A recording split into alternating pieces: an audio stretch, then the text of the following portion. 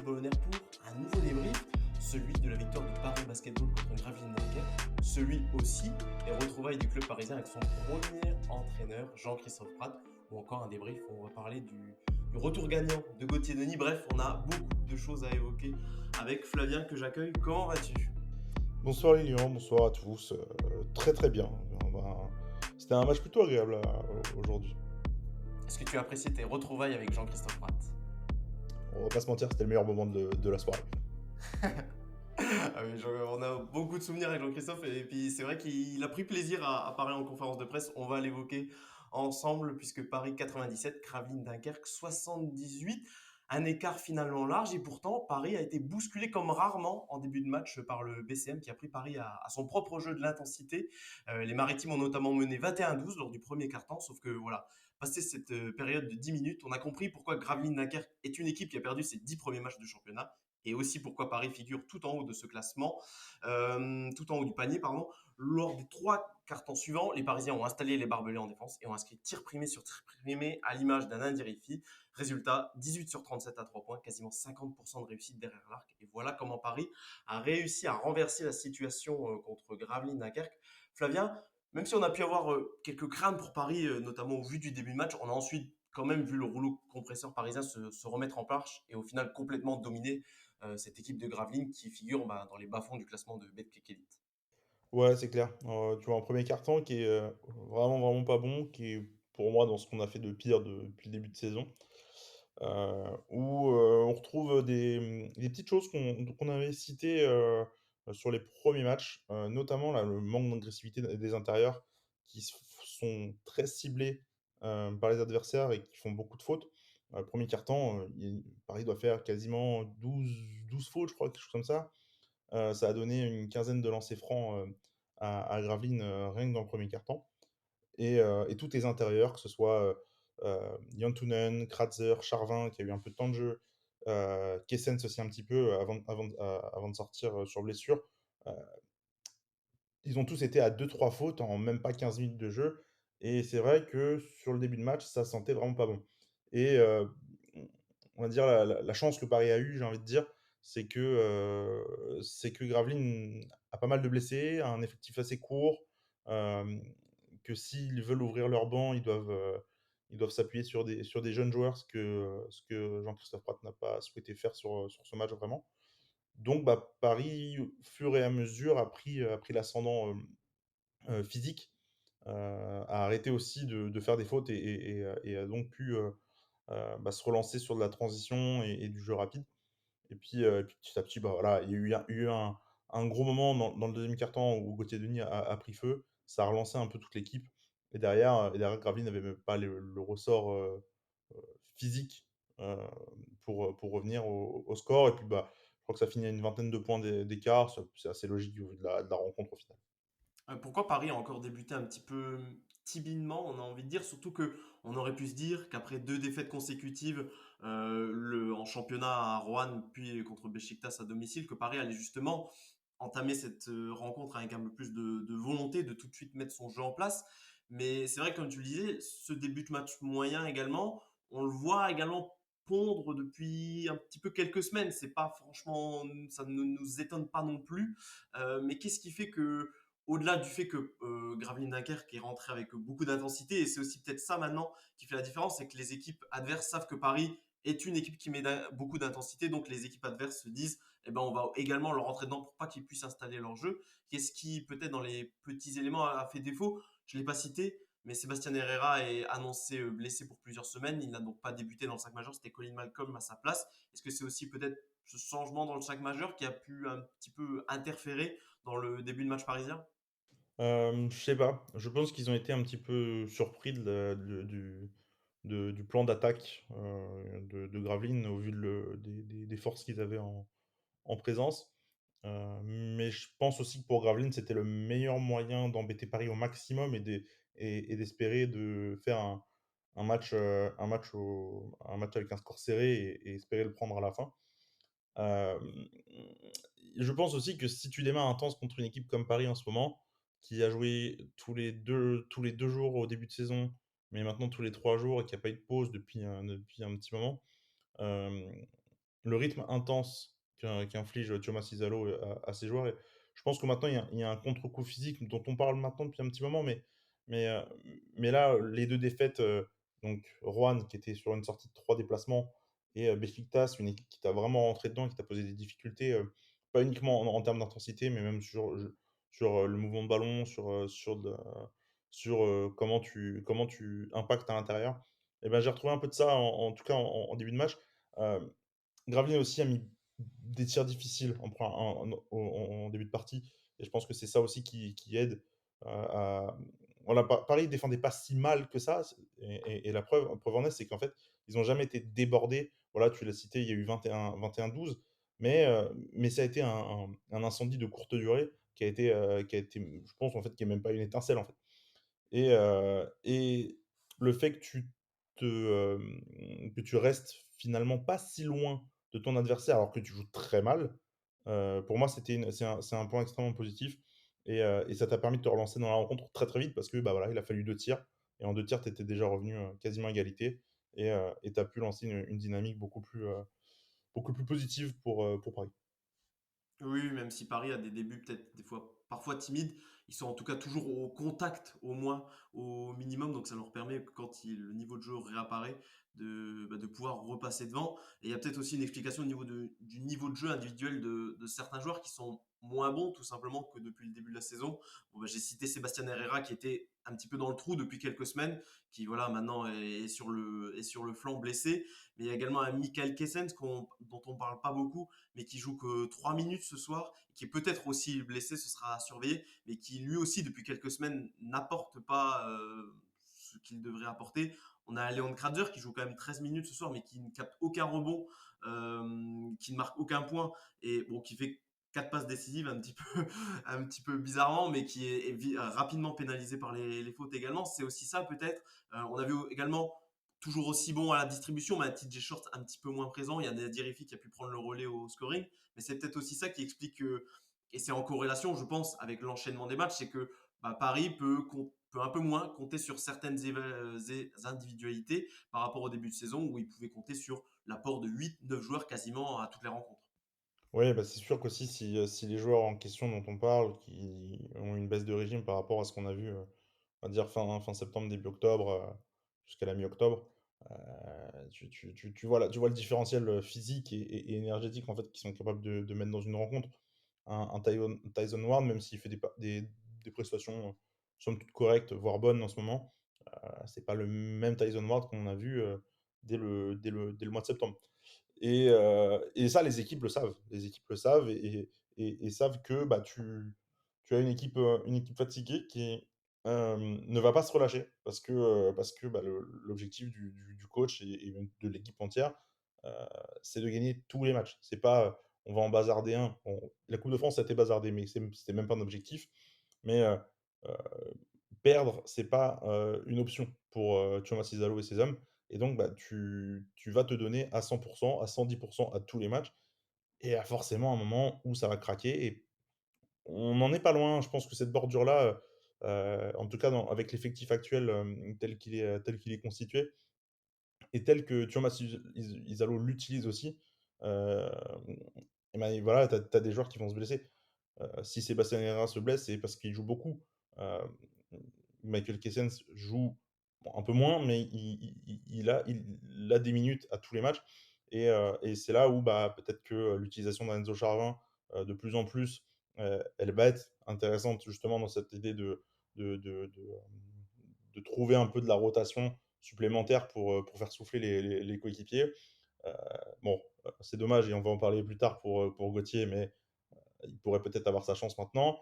Un Mohamed Diawara qui, a complètement disparu de la circulation, après quelques bonnes entrées, aurait pourquoi pas aussi, pu avoir ce genre de minutes et c'est vrai que petit à petit, bah, les corps s'usent, se fatiguent et tu as de plus en plus de risques de blessures et justement les équipes peuvent t'impacter plus facilement.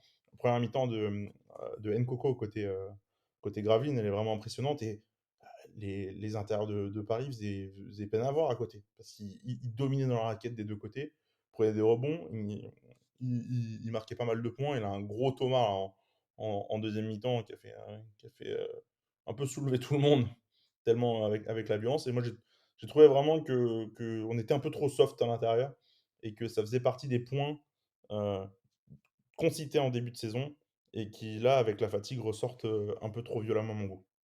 Ouais, ouais, on avait cité, le justement Alan Kratzer qui allait mieux depuis quelques semaines et là il semble un petit peu retomber, en termes de niveau et d'impact sur le terrain. Mais parlons de celui qui a un petit peu, bah, fait la bascule dans ce match, et ça faisait longtemps qu'on ne l'avait pas vu sur le parquet. C'est Gauthier Denis qui a, bah voilà, heureux bénéficiaire de la blessure entre guillemets de Sébastien Herrera, qui ce soir inscrit 9 points, 3 sur 4 à 3 points en 8 minutes. C'était sa première entrée en jeu en championnat depuis fin octobre et le match contre Chalon-sur-Saône. Et le dernier panier qu'il avait inscrit en match, c'était que ça remonte au 14 octobre contre Le Portel. Donc en très peu de temps de jeu, 8 minutes je crois ce soir, Gauthier Denis, eh ben, il a su répondre présent. Et on peut le dire, Flavien, on est content pour lui parce que bah, il a été un peu mis sur le banc, on va dire entre guillemets, parce que ce n'est pas un joueur qui vient de Beaune et qui ne rentre pas totalement dans le système de Tuomas Sisalo. Et là, quand l'entraîneur finlandais a fait l'appel à lui ce soir, eh ben, il a répondu présent. Et eh ben, ça souligne tout son professionnalisme qu'on connaît de Gauthier. Bah, moi 2 choses, moi je suis très surpris qu'il ait joué parce que, bah, de ce Malgré qu'on a pu l'absence entendre. d'Herrera. Ouais, mais parce qu'en fait, tellement ce qu'on a entendu depuis plusieurs semaines sur, le cas Gauthier, qui est un peu passé sous silence, mais c'est, heu, quoi que fera Gauthier, à l'entraînement, la confiance de Thiago Massidalo est envers Sébastien Herrera. Donc, bon, bah, à partir de là, même si Gauthier fait tout bien à l'entraînement et ben, c'est ça le fera pas. Donc, moi, j'étais un peu surpris, j'étais vraiment, persuadé qu'il resterait au placard.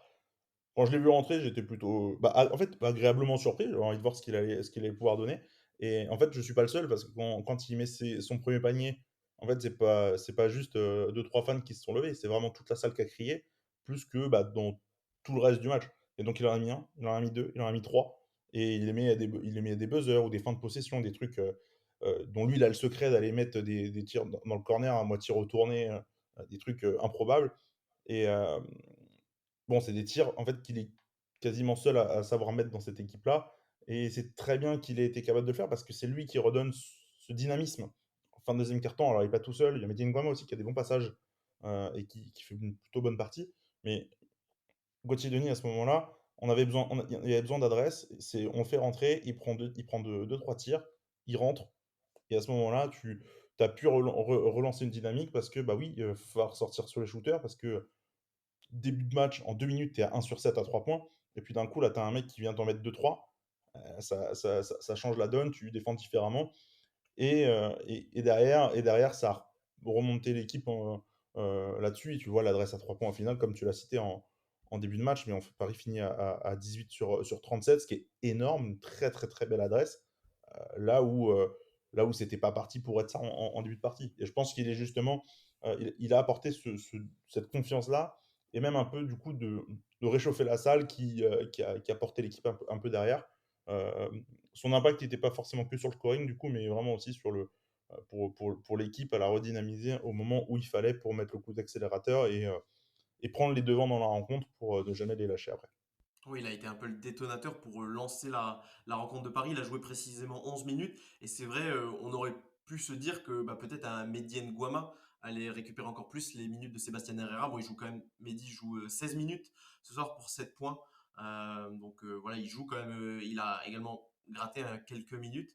Donc, bon, donc voilà, à surveiller, voir si Gauthier, parce que là, Sébastien Herrera, blessé à la main, va au moins être absent pour plusieurs semaines.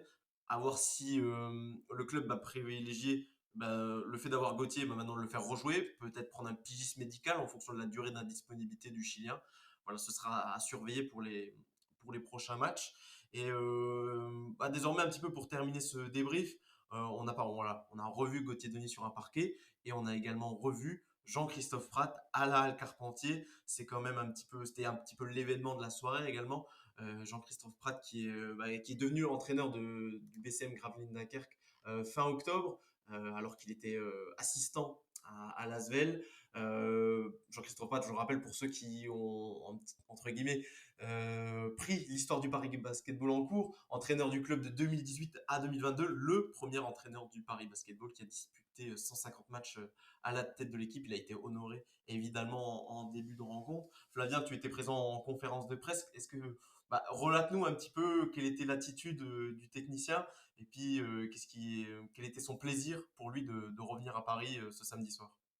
Ah, bah, ça rappelle pas mal de souvenirs pour ceux qui suivent le club depuis, quasiment ses débuts ou presque, mais pour Jean-Christophe Prat, ça a été la conférence de presse la plus longue de ceux qui sont passés. Donc il y avait Isallo, il y a eu Gauthier-Denis et JC et ouais, bah, on n'avait pas l'impression qu'il avait perdu.